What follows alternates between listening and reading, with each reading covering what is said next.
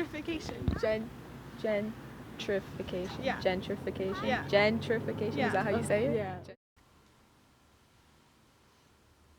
Gentrification was not a term until I started walking the halls of City Hall. Things started changing. There was coffee shops in every corner. The artists and the bohemian community enter a neighborhood, and they tend to enter urban neighborhoods that are not as developed, but they're closer to big work centers and art centers like downtown.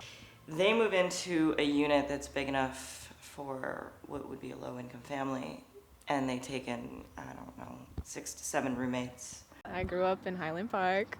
Things got expensive. That's actually why I moved away. Our rent was, I think, like $1,200. Landlords will see that and they'll start to raise the rent because they know that there's more than 3 people living there. Once landlords start raising the rent, so do other landlords because they can, because there's more people coming in. And then, like, I think within a year it went up almost to $2,000. And that starts to build demand in the neighborhood. Once that demand comes, other businesses see that, cafes, bookstores, and they come into the neighborhood. I have seen family businesses get run out of business and replaced with corporations, such as like a coffee shop replaced with like Starbucks, or like a family-run restaurant replaced with McDonald's or something. ¿Clientes?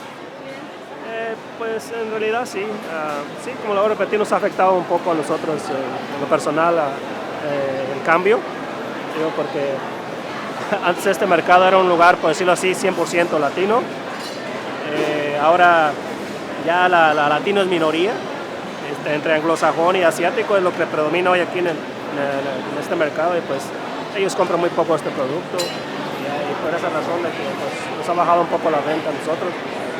Pero ahí estamos, echándole ganas.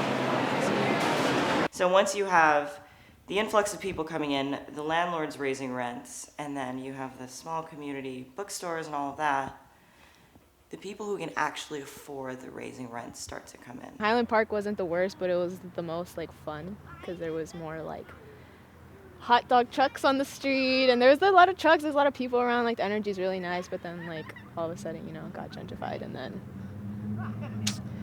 now it's just a little different. It feels like it's Beverly Hills more like instead of Highland Park, and it sucks.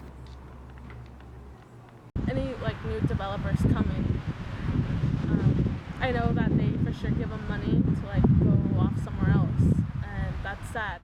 The wealthy people are they're moving in, kicking out the lower class families, people that actually want to live here and want to be here, and they're just kind of like taking over what they first originated from. This is their area, and then they just switched. Now it's not the same.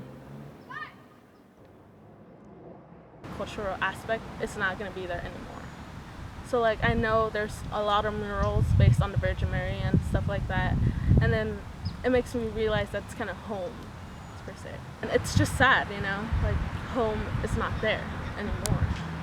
I see the bad effects that gentrification has on families, but I also see the benefits that it has to communities. Like people that are buying like these empty like businesses, and then they turn into something nice, and then more people come, and then it's just this whole cycle. Less cops, less crime.